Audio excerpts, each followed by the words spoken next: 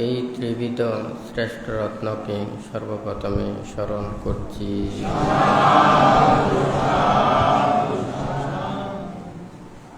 আজকে দূতাঙ্গ কুটিরে উপস্থিত অত্র দূতাঙ্গ কুটিরে সংশ্লিষ্ট দায়ক দায়িকা, উপাসক উপাসিকা তথা চট্টগ্রাম, পার্বত্য চট্টগ্রাম, ঢাকা সহ বিভিন্ন জায়গা হতে আগত সদ্ধর্মের পূজারী শ্রদ্ধাবান দায়ক দায়িকাবৃন্দ, আপনাদের উদ্দেশ্যে কিছু ধর্মোপদেশ প্রদান করার প্রারম্ভে প্রত্যেকের প্রতি মৈত্রীময় আশীর্বাদ জানাচ্ছি।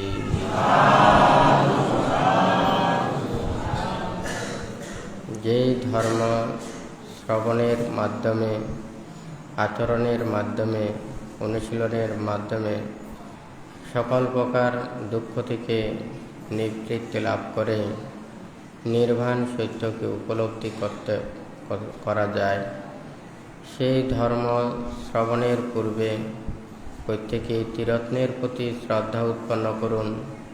কর্ম ও কর্মফলকে বিশ্বাস করে নীরবে ধর্ম শ্রবণ করুন।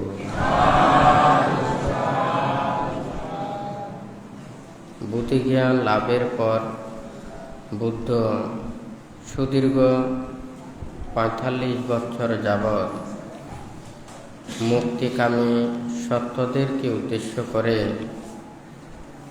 মুক্তি প্রদানের জন্য ধর্মদান করেছেন। বুদ্ধ সুদীর্ঘ ৪৫ বছর যাবৎ নানানভাবে উপদেশ দিয়েছেন। ধর্মপদের গাথায় বুদ্ধ বলেছেন, শান্তাং তস্য মনঃ পতিয়ং শান্তবচঃ কাম্যং চ সমদয়ং বিমুক্তস্য উপশান্তঃ সতদিনো শান্তং তস্য মনঃ পতিয়ং শান্তবচঃ কাম্যং চ সমদয়ং বিমুক্তস্য উপশান্তঃ সতদিনো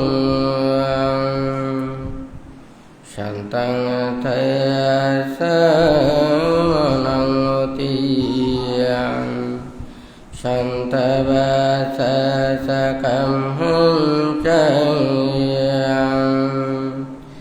সমদয়ং বিমুক্তস্য উপশান্তঃ সতদিনো।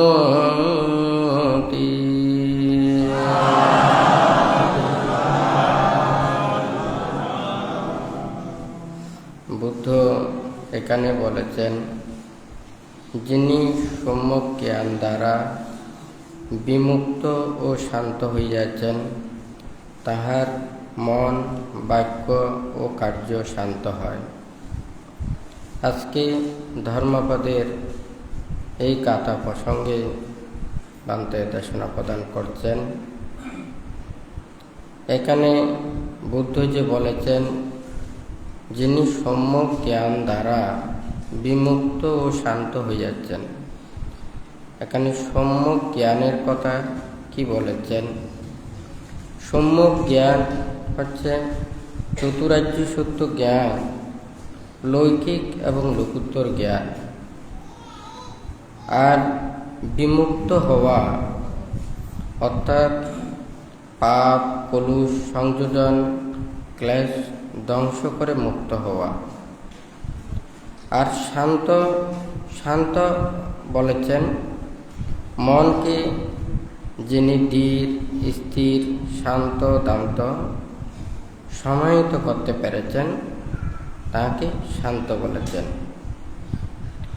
যাহার এই সম্যক জ্ঞানের মাধ্যমে চতুরার্য সত্যকে উপলব্ধি করে লৌকিক এবং লোকোত্তর জ্ঞানের মাধ্যমে যিনি বিমুক্ত হয়েছেন, শান্ত হয়েছেন, তাহার মন শান্ত হবে, বাক্যও শান্ত হবে, তার কর্মও শান্ত হবে। আজকে এখানে বুদ্ধ দেহ এবং মনের কথা বলেছেন। আমরা যাহা কিছু সুখ লাভ করি কায়ের মাধ্যমে লাভ করি এবং মনের মাধ্যমে লাভ করি। আমরা আমাদের কায়কে ঠিক করতে না পারলে মনটাকে ঠিক করা যায় না। আবার মনও যদি ঠিক না হয় তাহলে এই দেহকেও ঠিক রাখা সম্ভব নয়। কারণ আমরা দেহ ছাড়াও মন একাকী চলতে পারে না, আবার মন ছাড়াও দেহ কোনো কাজ করতে পারে না। তাহলে দেহ এবং মন, বুদ্ধ সেই কথাটা এখানে বলেছেন। প্রথমে সে লোকোত্তর জ্ঞান, চতুরার্য সত্য জ্ঞানের কথা বলেছেন। অর্থাৎ প্রকৃত জ্ঞান অর্জন করে নিজেদের মনের যাহা কিছু পাপ কালিমা এগুলোকে দূরীভূত করতে হবে।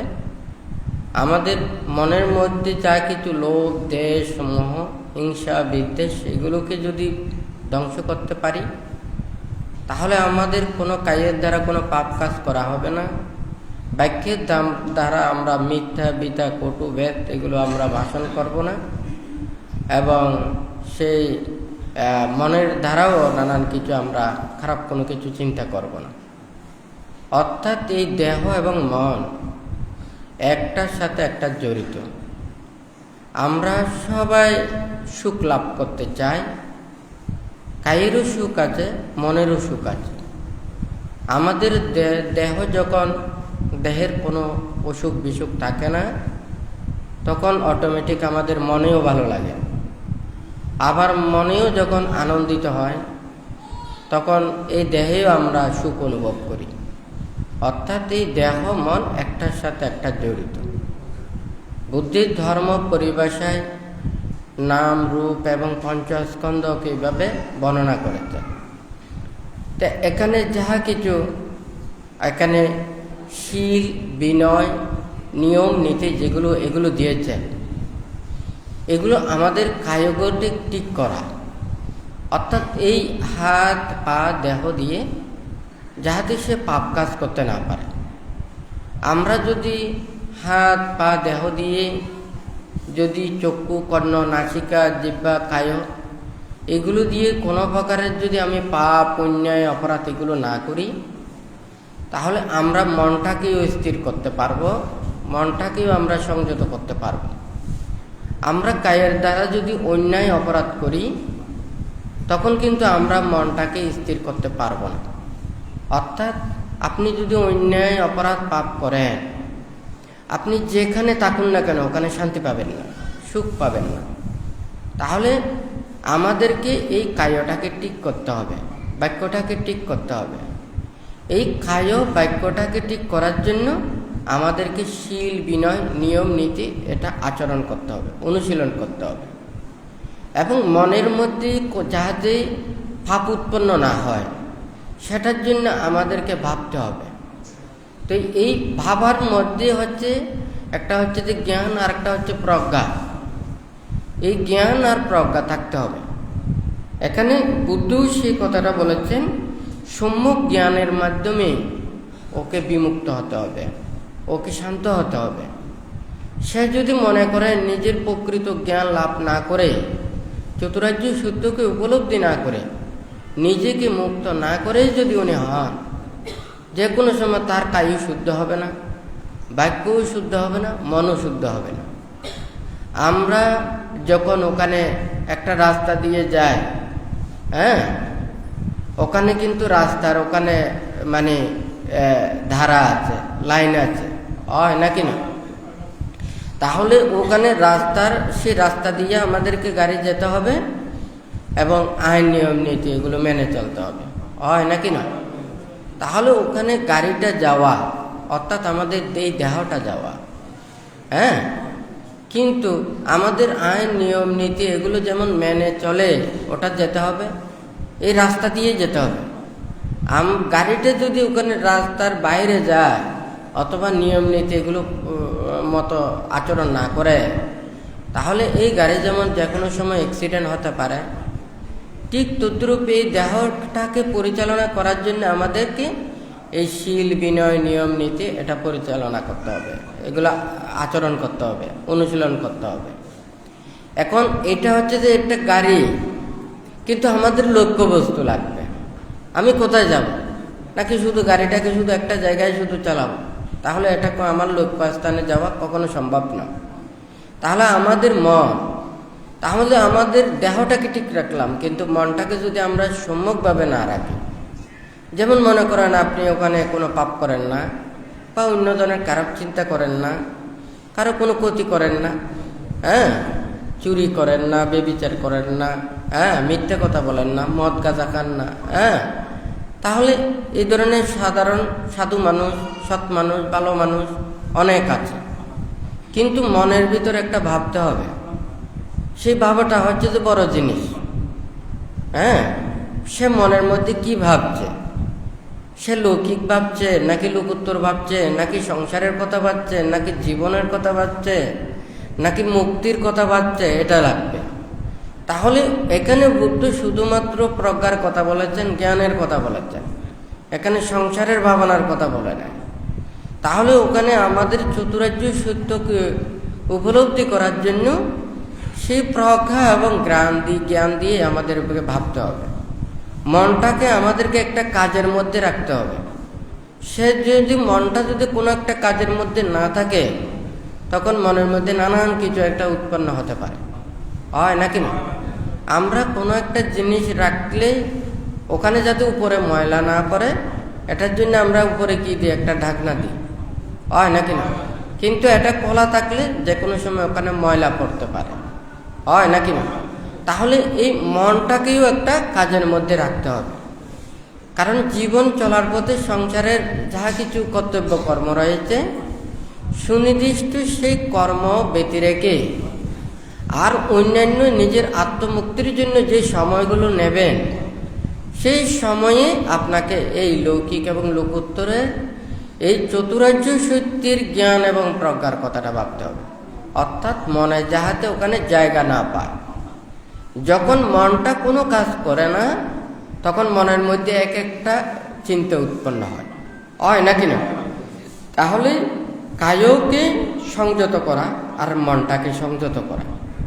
তো বুদ্ধ এখানে মনে করেন যাদের মনটা যদি শুদ্ধ হয়ে যায়, মনের মধ্যে যদি পাপ না থাকে, লোভ, দেশ, মোহ, হিংসা, বিদ্বেষ এগুলো যদি না থাকে, তাহলে সে তো কখনো অন্যায় করতে পারে না, অপরজনের অনিষ্ট করতে পারে না, আঘাত দিতে পারে না, ক্ষতি করতে পারে না, প্রতিশোধ নিতে পারে না, অমঙ্গল কামনা করতে পারে না, হয় নাকি না?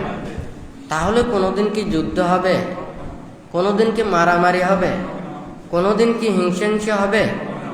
অপরজনের অনিষ্ট এবং ক্ষতির কথা চিন্তা করবে?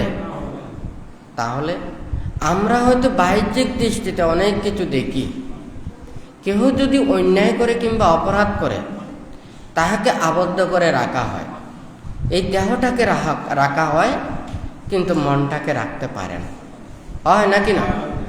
কিন্তু বুদ্ধ যেই শিক্ষা এবং উপদেশটা দিয়েছেন মনটাকে রাখার জন্য, কারণ মনটাকে রাখতে পারলে দেহটা অটোমেটিক এটা রক্ষিত হবে, হয় নাকি না?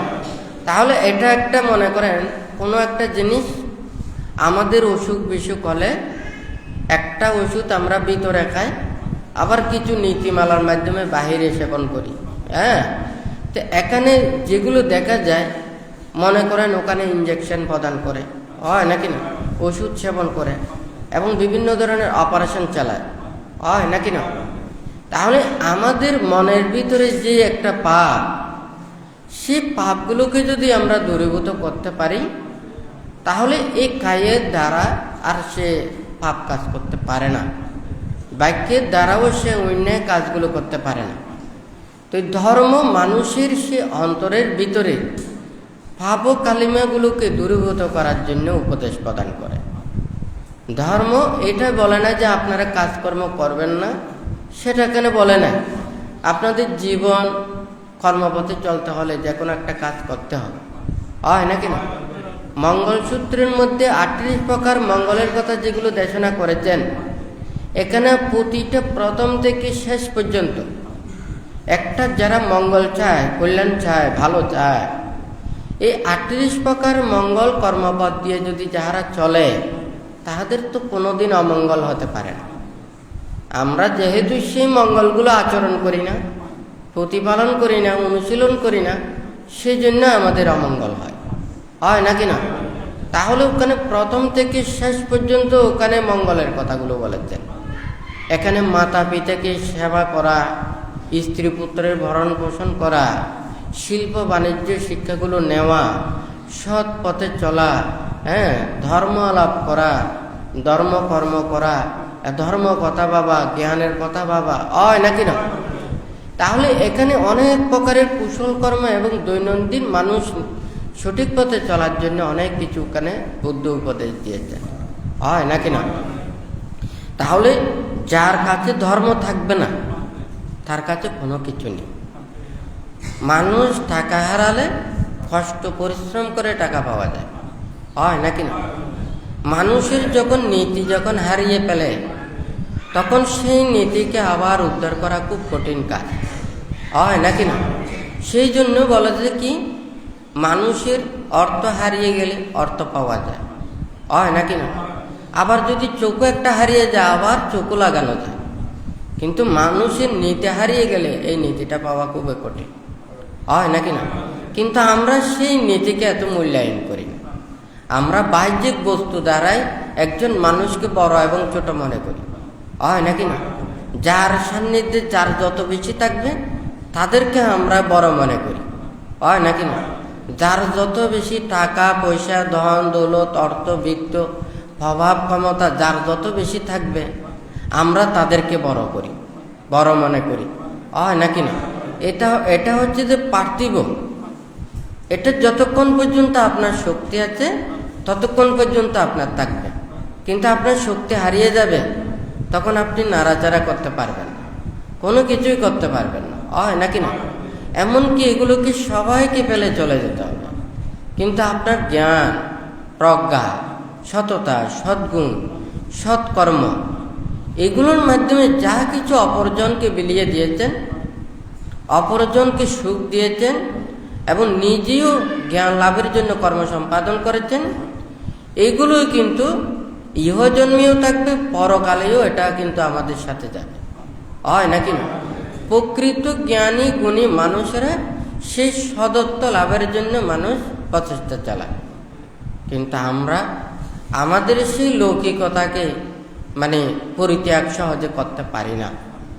তো বুদ্ধ যা কিছু উপদেশ দিয়েছেন, অহিংসার বাণী, মৈত্রীর বাণী, ত্যাগের শিক্ষাগুলো বুদ্ধ দিয়েছেন। এই ক্ষুদ্র একটা ধর্মপদের গাথা, একটা উপদেশ, মানুষের একটা উপদেশ এবং শিক্ষা দেওয়ার জন্য অনেক কিছু কার্যক্রম করতে হয়, শুধুমাত্র একটা সেটা উপকার পাওয়ার জন্য। একজন মানুষের মনে করেন একটা দুরারোগ্য ব্যাধিতে আক্রান্ত হয়েছে, সে একটা রোগ নিরাময়ের জন্য অনেক দিন পর্যন্ত তাহাকে চিকিৎসা নিতে হয়। কথাটা ঠিক নাকি বেঠিক? কিন্তু রোগ একটা, সেই জটিল রোগ তাকে নিরাময় করার জন্য অনেক দিন তাহাকে চিকিৎসা নিতে হয়, হয় নাকি? এখানে কিন্তু বুদ্ধ যে উপদেশটা দিয়েছেন দেখতে কিন্তু সহজ, কিন্তু এটা আয়ত্ত করা, অনুশীলন করা, প্রতিপালন করা, উপলব্ধি করা, এটা কিন্তু অনেক কষ্টের ব্যাপার। কিন্তু সবাই যদি চায়, এটা কিন্তু খুব সহজ। মন থাকতে হবে, মানসিকতা থাকতে হবে। যেমন আমাদের যদি সামর্থ্য না থাকে, আমাদের যদি ইচ্ছে না থাকে, তাহলে কোনোদিন সম্ভব না। এটা আমাদের পারিপার্শ্বিক সবাইকে বুঝতে হবে। একটা জায়গায় যদি 100 জন থাকে, একজন সে সৎ নীতির পথে চললেও 99 জন যদি খারাপ এবং অন্যায় পথের দিকে থাকে, তাহলে একজন ভালো কর্মপথে থাকাটা খুব কঠিন ব্যাপার। সেই জন্য বুদ্ধ বলেছেন যে কি, আমরা যদি জ্ঞানের পথে চলতে গিয়ে, সৎ পথে চলতে গিয়ে, নীতির পথে চলতে গিয়ে মানুষের যদি বাধারও যদি ওখানে সম্মুখীন হয়, ওখানে যদি সমজ্ঞান অথবা জ্ঞানের উপরে আমার চাইতে ঊর্ধ্ব জ্ঞানের যদি মানুষ না থাকে, তাহলে বনে জঙ্গলে একাকী বিচরণ করার জন্য বুদ্ধ উপদেশ দিয়েছেন। তবুও মূর্খ এবং অজ্ঞানীদের সাথে বসবাসের জন্য বুদ্ধ নিষেধ করেছেন। কেন? কারণ আমাদের যদি সৎ জ্ঞান থাকে, একটা যদি সৎ উপদেশ, সৎ চিন্তা থাকে, এটাকে যদি আমরা রক্ষা না করি, এটা দিন দিন সেটা কি হয়ে যাবে, এটা কমে যাবে, ক্ষয় হয়ে যাবে। এটা বাড়ালে বাড়বে আর কমলে ওটা যদি আচরণ না করে সেটা কমবে। হ্যাঁ, নাতি জানাং আপায়াসা পায়া নাতি আজায়াত এম হি জানাঞ্চা পায়াচা সবে নির্বাণ শান্তিকে। তাহলে আমাদের নির্বাণের সে মুক্তির কর্মপথে যেতে চাইলে আমাদের ধ্যান এবং প্রজ্ঞা দুইটাই লাগবে।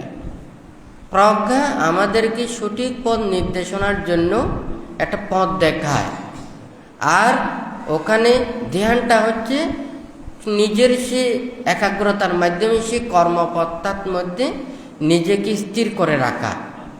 তাহলে আমার লক্ষ্যবস্তু এবং সে কর্মপ্রচেষ্টা এই দুইটা কিন্তু আমাদের লাগবে।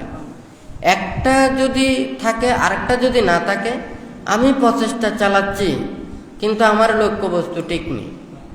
মনে করেন ওখানে কত পানিতে ওখানে শুধু চালাচ্ছে, কিন্তু আমার লক্ষ্য সেটা যদি আমার উত্তর দিকে হয়, আমার উত্তর দিকে সেটা চালাতে হবে। আমি দক্ষিণ দিকে যদি স্পিডও যদি বাড়াই দিই, আরও বরঞ্চ এটার চাইতে দূরে চলে যাবে। হ্যাঁ, লক্ষ্যবস্তু থেকে দূরে চলে যাবে।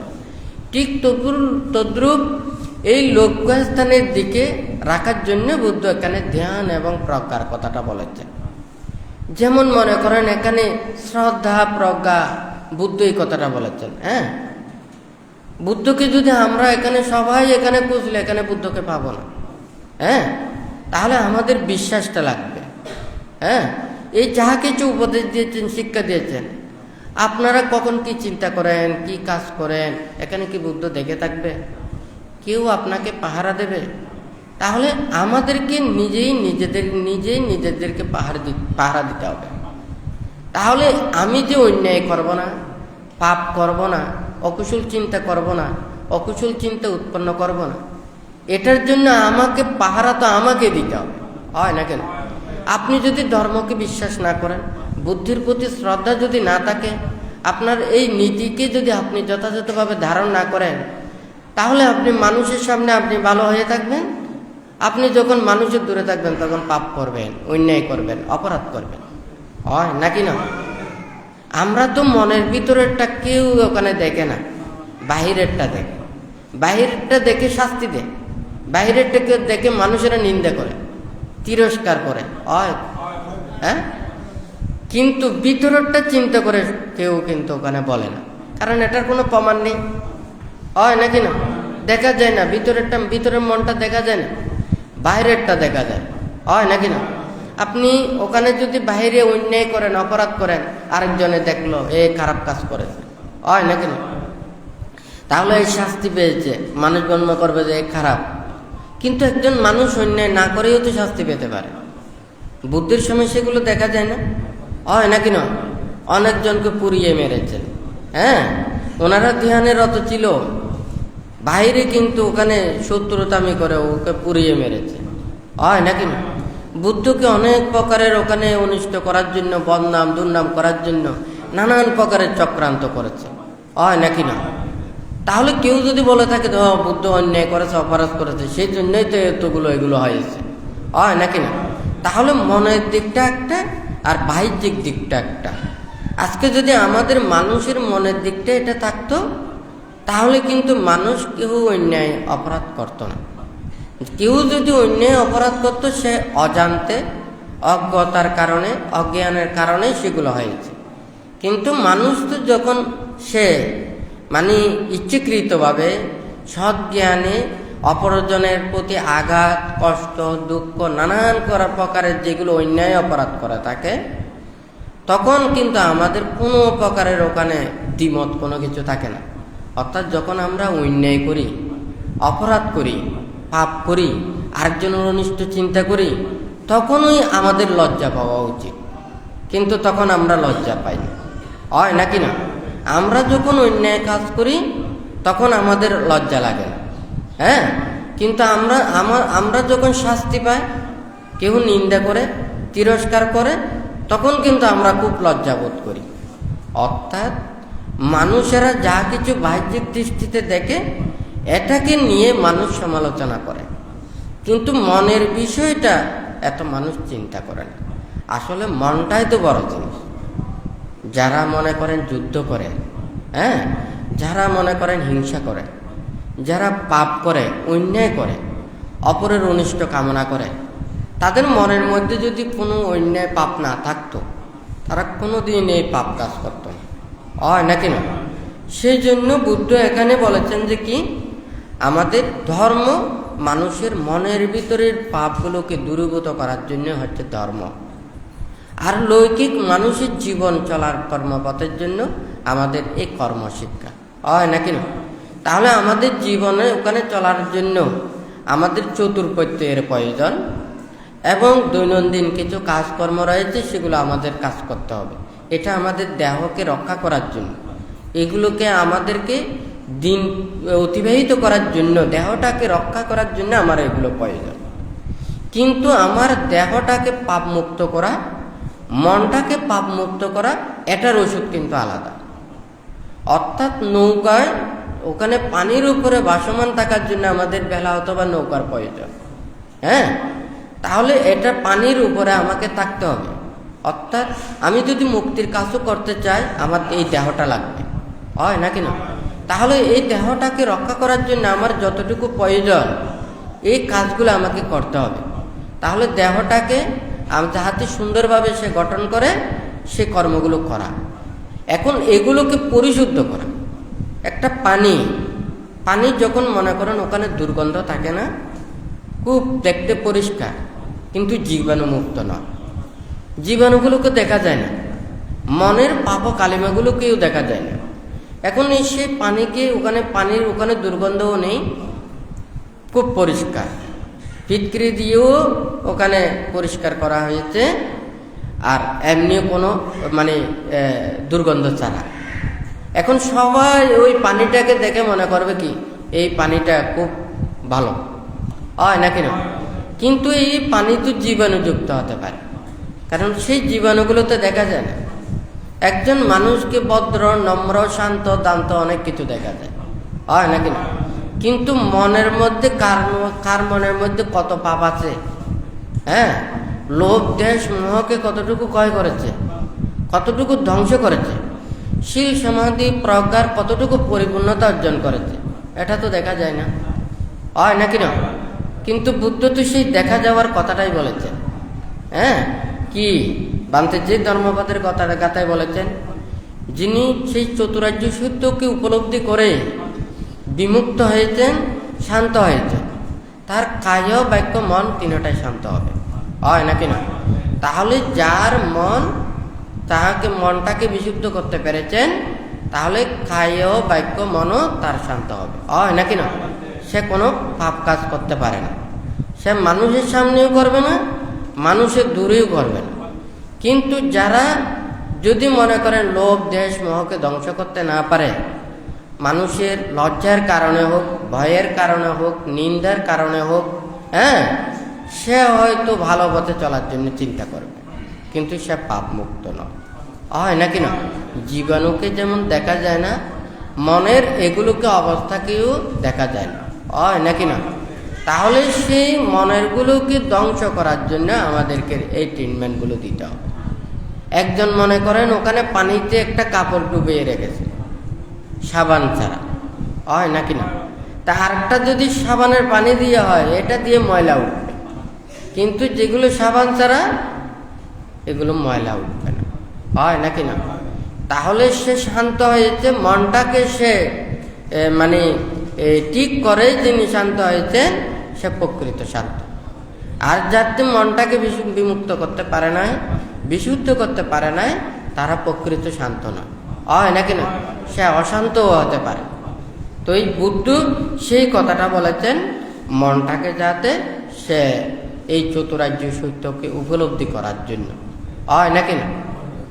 তো এখন বান্তে এই প্রসঙ্গে বান্তে আরো কিছু কথা বলছে, যাহাতে বুদ্ধ এই যা কিছু উপদেশ দিয়েছেন, সবাই যদি সে নীতির পথে আসতে চায় কিন্তু সহজ, যদি আমরা সেই কর্মটাকে বিশ্বাস করি, শ্রদ্ধা করি, এখানে আমরা যদি সেগুলোকে আচরণ করে চলি, আমরা এটার ফল পাব।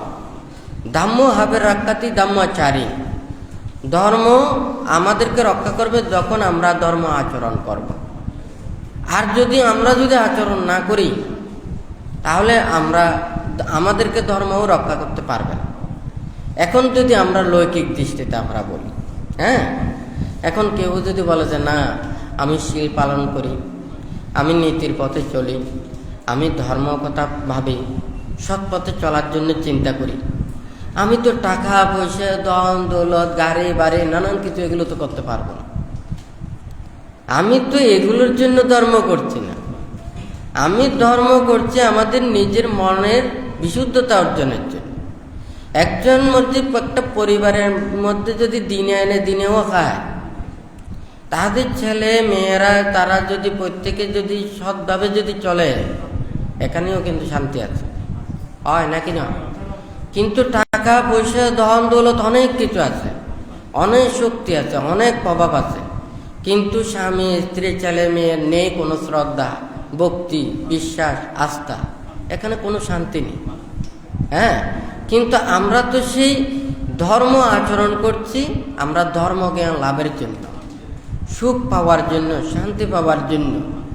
দান ধর্ম কুশল কর্ম করেও ওখানে পুণ্য লাভ করা যায়। যেমন মনে করেন যারা ধনী হয়েছে, কেউ যদি বলে যে না, এরা তো অন্যায় অপরাধ পাপ কাজ করে তো ধনী হচ্ছে, না, এটা সবাই অন্যায় পাপ কাজ করে ধনী হচ্ছে না, এদের জন্মান্তরের পুণ্য প্রভাব থাকতে হবে। তাহলে সেই প্রভাবটাকে সে ধনী হবার জন্য সে যদি অন্যায় কর্মপথটা গ্রহণ করে, তাহলে সেটা অতীতকে দোষ দেওয়া যায় না।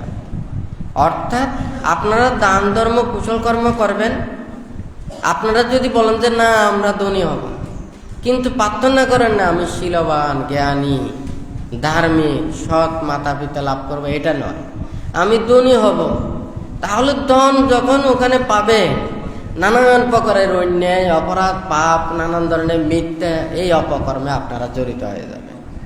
একটা পাত্রে মনে করুন পানি আছে, যখন তল দিয়ে যখন ওখানে আগুন দেওয়া হয়, নিচের পানিগুলো উপরে উঠে, উপর পানিগুলো আবার নিচে যায়, কিন্তু এই পাত্র থেকে বাহির হতে পারে না।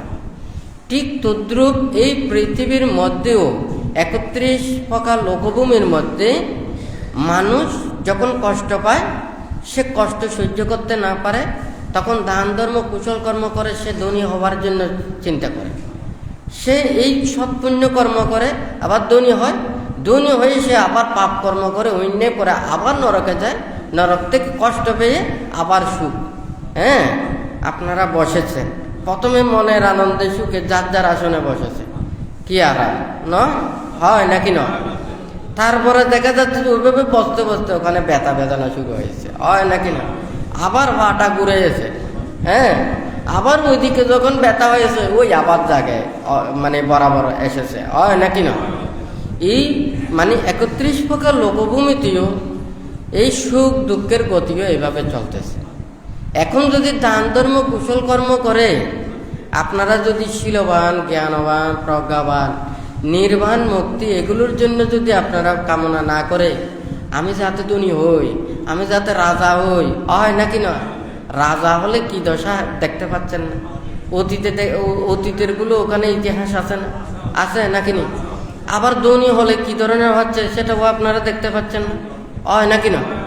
তাহলে শীলবান, জ্ঞানবান, ধর্মপরায়ণ, সৎ মাতা পিতা লাভ করা, যতদিন পর্যন্ত নির্বাণ সাক্ষাৎ করতে না পারে, ততদিন কল্যাণ মিত্র এবং সৎ মাতা পিতা, সৎ পরিবেশ লাভ করার জন্য প্রার্থনা করতে হবে, হয় নাকি না?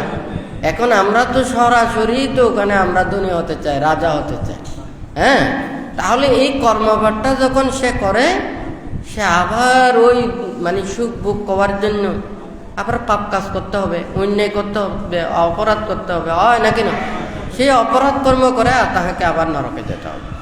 তো যাই হোক, আনতে এই কথাটা বলার অর্থটা হচ্ছে, আমরা ধর্ম পুণ্য কর্ম সম্পাদন করে ধর্ম পথে চলে, নীতির পথে চলে, আমরা সত্যের পথে চলে আমরা সুখ লাভ করতে পারবো।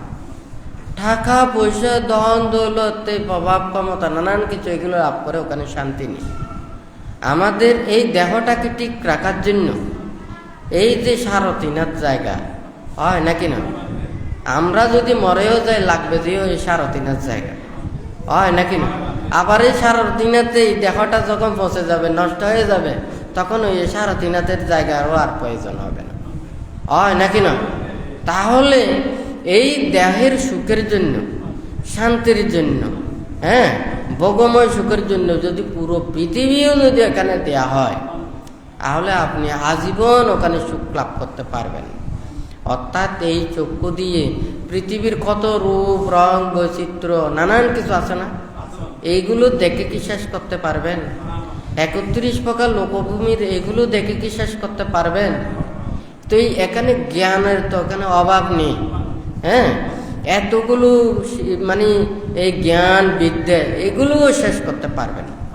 কিন্তু আমাদের এই দেহ মনটাকে কিভাবে আমরা শান্তি লাভ করতে পারবো, আমরা সুখ পেতে পারবো, নিজের জীবনকে জন্য করতে পারবো, এই কর্মপথটাই আমাদেরকে বেছে নেওয়া উচিত।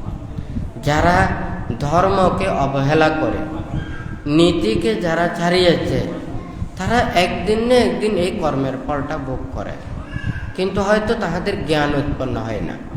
যেমন মনে করুন, কেউ যদি ওখানে আসক্তিগ্রস্ত হয়, তাহাদের যেমন হিতাহিত জ্ঞানগুলো বিলুপ্ত হয়ে যায়, ঠিক তদ্রূপ অজ্ঞানে মানুষেরাও কর্মফল বিশ্বাস করেন।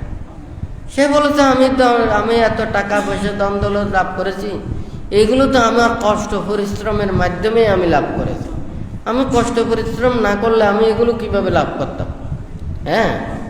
এই কষ্ট পরিশ্রমের জন্য মেধা প্রয়োজন, জ্ঞানের প্রয়োজন, অভিজ্ঞতার প্রয়োজন। আমরা যখন সবাই স্কুলে লেখাপড়া করতে যাই, ওখানে মাস্টার কিন্তু সবাইকে একই ধরনের শিক্ষা দেয়, হয় নাকি না? কাউকে বেশিও বলে না, কাউকে কমও বলে না। শিক্ষার্থী যারা থাকে, তাহাদের যার যার উপরে জ্ঞান, অভিজ্ঞতা, স্মৃতিশক্তি, মেধা এগুলোর পার্থক্যের কারণে, কর্মপ্রচেষ্টার কারণে তাদের রেজাল্টও কিন্তু ভিন্ন হয়, হয় নাকি না? তাহলে মাস্টার একই শিক্ষা দিয়েছে, কিন্তু ছাত্ররা প্রত্যেকে একের রেজাল্ট হয় না, হয় নাকি না? তাহলে কেউ যদি এই কথাটা বলে থাকে, সেও সারাদিন 24 ঘন্টা কাজ করে, আরেকজনও কাজ করে, সে কিন্তু লাভ করতে পারে না, আরেকজন লাভ করতে পারে, হয় নাকি না? তো তাহলে এটা আমাদের জন্মান্তরের পুণ্য প্রভাবগুলো আমাদেরকে স্বীকার করতে হবে। একজন ছাত্রকে যেমন ওখানে স্মৃতিশক্তি, মেধা এবং জ্ঞান শক্তির এগুলোর যেমন ওখানে প্রয়োজন হয়, ঠিক তদ্রূপ আমাদেরও কিন্তু এই জন্মান্তরের কর্মফলের পুণ্য প্রভাবও আমাদেরকে স্বীকার করতে হবে। কিন্তু যারা কর্মফল স্বীকার করে না, যারা ধর্মকে বিশ্বাস করে না, তাহাদেরকে আপনি যতই কিছু বলুন না কেন, এক হচ্ছে যে যারা পুনর্জন্ম অবিশ্বাসী, অর্থাৎ কর্মফল অবিশ্বাসী, আর হচ্ছে যে মিথ্যাবাদী, যারা নিয়ম নীতি লঙ্ঘনকারী, তারা এই পৃথিবীতে এমন কোনো পাপ কাজ নেই তার দ্বারা যে সম্ভব হবে না, এই ধরনের কোনো পাপ কাজ নেই। অর্থাৎ পৃথিবীতে যত প্রকারের জঘন্য কর্ম আছে তার দ্বারাই সম্ভব। তাহলে মিথ্যাবাদীর সাথে আপনারা ঝগড়া করে, তর্ক বিতর্ক করে, নানান ধরনের সমস্যা করে, কোনো লাভ নেই। মিথ্যাবাদী হচ্ছে যে একটা কাকড়ার মতো, সে ডানে যাবে নাকি বামে যাবে কোনোদিন বলতে পারে না, হয় নাকি? আমরা মানুষ সামনে যেতে পারি, পেছন দিকে দৌড়তে পারি না, কথাটা সত্য না মিথ্যা? কিন্তু কাকড়া ডানেও যেতে পারে, বামেও যেতে পারে, হয় নাকি? মিথ্যাবাদী মানুষও ঠিক তদ্রূপ, কখনো আপনার প্রিয় হবে, কখনো শত্রু হবে। কিন্তু সত্যবাদী মানুষ, সে সত্যের পথে থাকবে, নীতির পথে থাকবে, সে অন্যায় কর্মপথের দিকে যেতে পারে না।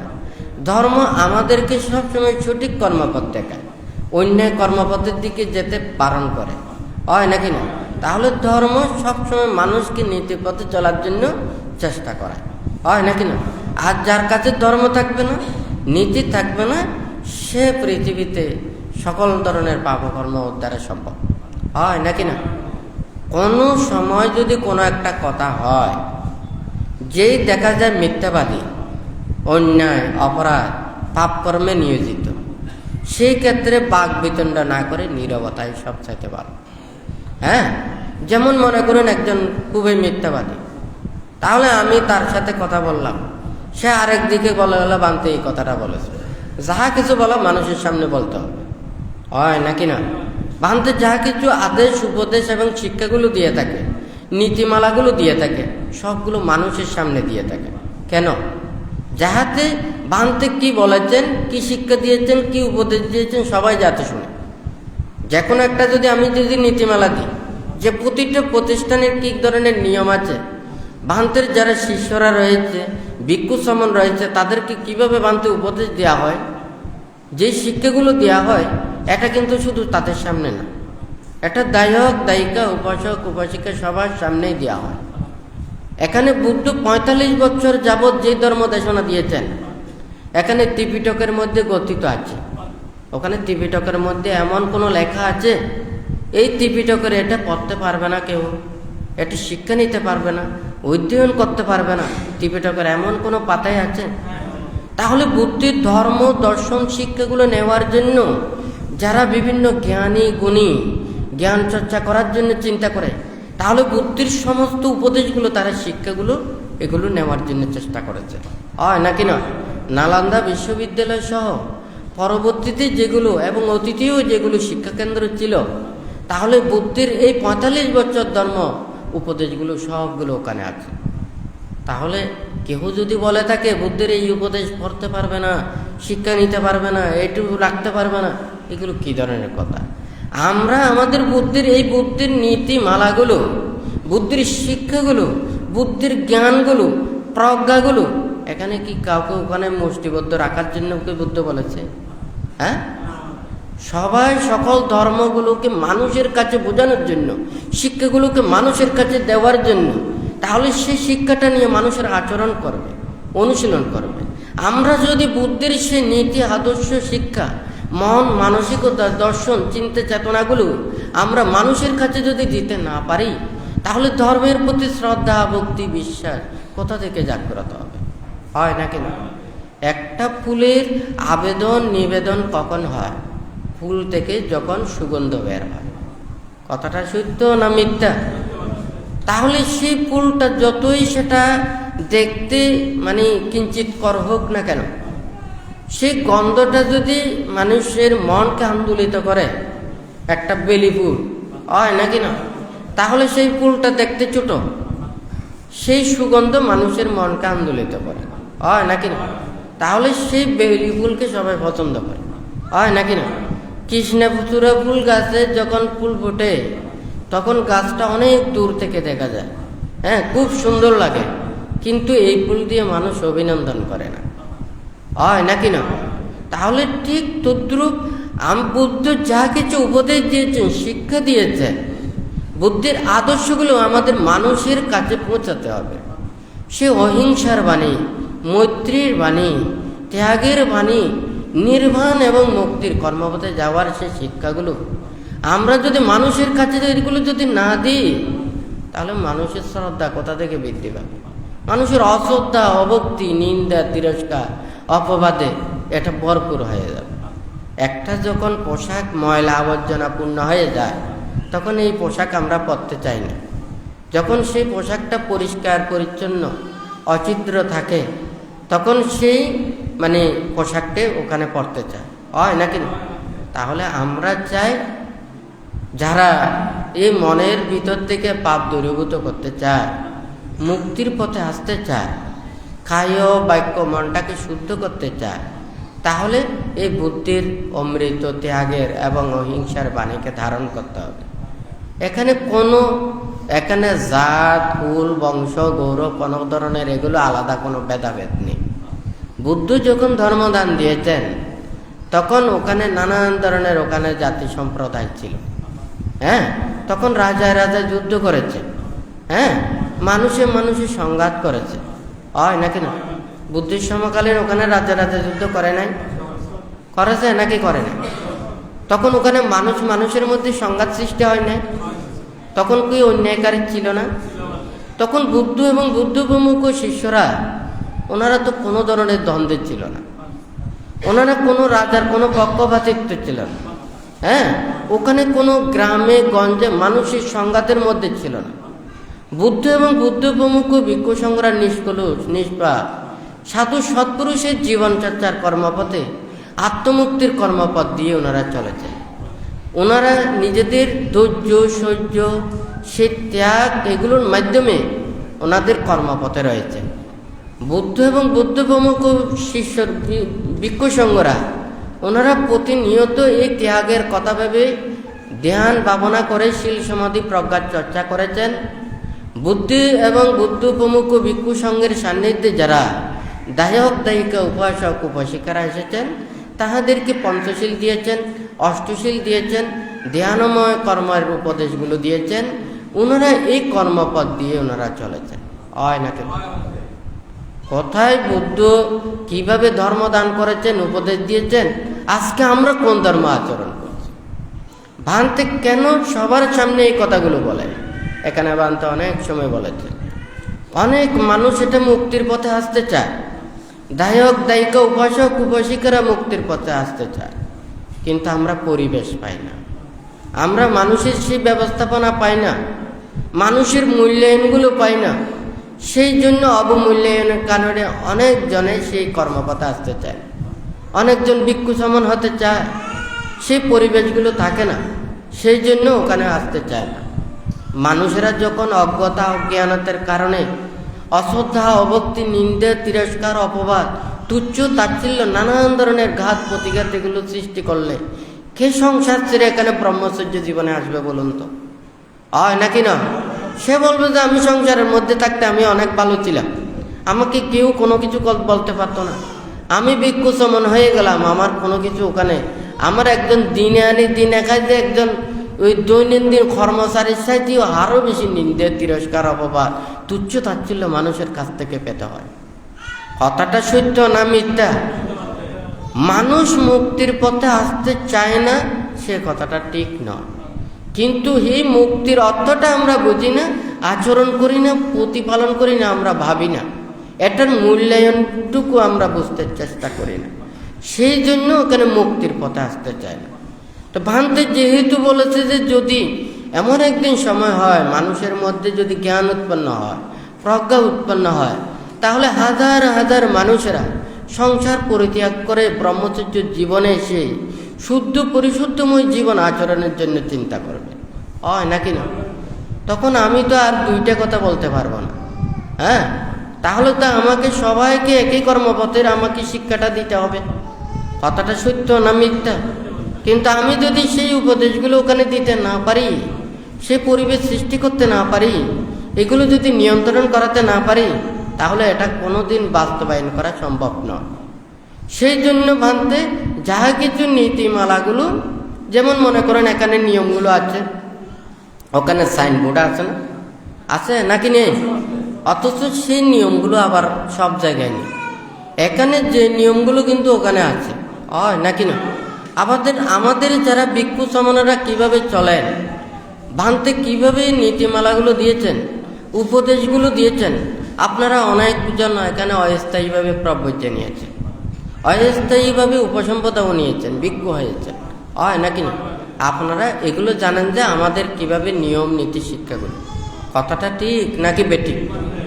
তাহলে এই ধর্মটা ওখানে কোনো গোপন করে রাখার বিষয় নয়, এটা আমাদের প্রত্যেকের মনের ভিতরে পৌঁছতে হবে। একটা জিনিস যতক্ষণ না পর্যন্ত এটা মনের ভিতরে না পৌঁছবে, ওখানে ধর্ম কাজ করতে পারবে না। আমাদের চক্ষু থাকলেও আমরা যদি দর্শন শক্তি যদি না থাকে, তাহলে এই চোখের মূল্য নেই। আমাদের মন না থাকলেও ধর্মকে কোনোদিন উপলব্ধি করতে পারবে না। মনঞ্চ পজানাতি ধম্মে চ পজানাতি। তাহলে আমাকে ধর্মকে বুঝতে হলে, জানতে হলে, উপলব্ধি করতে হলে আমাদের মনটা পরিষ্কার করতে হবে। যার মন যত বেশি পরিষ্কার করতে পারবে, অজ্ঞতা অজ্ঞানতা এগুলো দূরীভূত করতে পারবে, সে ধর্মকে তত সুস্পষ্টভাবে দেখবে। তাহলে আমাদের ধর্মকে দেখার জন্য আমাদের প্রত্যেকেরই নিজেদের প্রচেষ্টা প্রয়োজন। মনের কালিমাগুলো দূরীভূত করা, পাপ অন্যায় অপরাধগুলো পরিত্যাগ করা, শীল বিনয় ধর্ম আচরণ করে আমাদের মনটাকে শুদ্ধ করতে হবে, হয় নাকি না? তাহলে এটা আমাদের করতে পারলে কি আমরা প্রত্যেকেই সেই সুখ শান্তির কর্মপথের দিকে আসতে পারব। হ্যাঁ, হয় নাকি না? তারপর অনেকজনে এটা চিন্তা করবেন, আমরা তো সংসারী, আমরা কখন আবার এই সংসার ত্যাগ করতে পারবো? এই জন্মে তো পারবো না, হয়তো মানে আরেক জন্ম ফিরে আসতে হবে না। এখানে ভাঙতে চিন্তা করেছে যে এটা ধর্মটা আমাদের প্রত্যেকের এটা বুঝতে হবে। অর্থাৎ আমাদের এই কর্মপথে নির্বাণ এবং মুক্তি লাভের জন্য ত্যাগ প্রয়োজন। কথাটা ঠিক নাকি বেশি? তাহলে আমরা যদি লক্ষ্যবস্তু আমাদের প্রত্যেকেরই যদি এক হয়, ধর্ম আচরণ শিক্ষাটা যদি আমাদের প্রত্যেকেরই থাকে, তাহলে যার যার অবস্থানে থেকে ধর্মকে রক্ষা করতে পারে। কথাটা ঠিক নাকি বেটি? কেন বুদ্ধির সময় ওখানে যারা দায়ক দায়িকা উপাসক উপাসিকারা ছিলেন, ওখানে জ্ঞান লাভ করে না, শ্রোতা বুদ্ধি লাভ করেছেন, সুগ্রতাগামী লাভ করেছেন, অনাগামী পর্যন্ত লাভ করেছেন, হয় নাকি না? তাহলে গৃহী হয়ে গৃহী ধর্মের এভাবে থাকবে, আর যারা সংসার পরিত্যাগ করে ব্রহ্মচর্য জীবনে থাকবে, ওনারা ধর্মেরও কাজ করবেন, অন্য কাজ করবেন না। ওনারা নিজেদেরকে শীল বিনয় ধর্ম আচরণ করে নিজের ধর্মপথে চলা, ধর্মের শ্রীবৃদ্ধি সাধন করা এবং যারা ধর্মপ্রাণ মানুষদেরকে ধর্মে উদ্বুদ্ধ করা, ধর্ম শিক্ষা দেওয়া, এটাই হচ্ছে তাদের কাজ। আর যারা সংসারের মধ্যে থাকবে, ওনারা যাহাদের শীল বিনয় ধর্ম আচরণ করে, ওনারা সঙ্গের সেবা করবেন, ওনাদের পরিবার পরিজনদের রক্ষা করবেন। কথাটা ঠিক নাকি বেটি? তাহলে এইভাবে যদি ধর্ম যদি ওখানে সবাইকে শিক্ষাটা দিয়ে থাকে, তাহলে আমাদের আর কারো দ্বিমত থাকবে না, হয় নাকি না? আমরা যে অবস্থানে থাকবো আমাদেরকে সেই কর্মপথে চলতে হবে, হয় নাকি না? তাহলে সংসারে থাকলে সংসারী কর্মপথে যেটা কাজ আছে এটা করতে হবে। আর যারা সংসার ত্যাগ করে যদি ব্রহ্মচর্য জীবনে আসতে চায়, তাহাদেরকে এই শীল বিনয়গুলো আচরণ করে প্রচেষ্টা চালাতে হবে। কথাটা ঠিক নাকি বেটি? তাহলে এইভাবে যদি আমরা যদি চাই, তাহলে সবাইও এখানে মানে সুখের পথে আসতে পারবো, নির্বাণ মুক্তির কর্মপথে আসতে পারবো।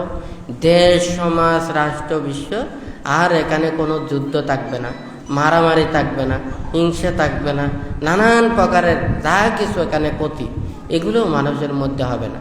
তো যাই হোক, আমরা প্রত্যেকেই নিজের মনটাকে পরিশুদ্ধ করে শান্তি এবং সুখের কর্মপথে ধাবিত করার জন্য আমরা সৎ এবং কুশল কর্মপথটা আমরা ধারণ করে, যাহাতে এই দুর্লভ মানব জীবনকে আমরা সার্থকে রূপান্তরিত করতে পারি।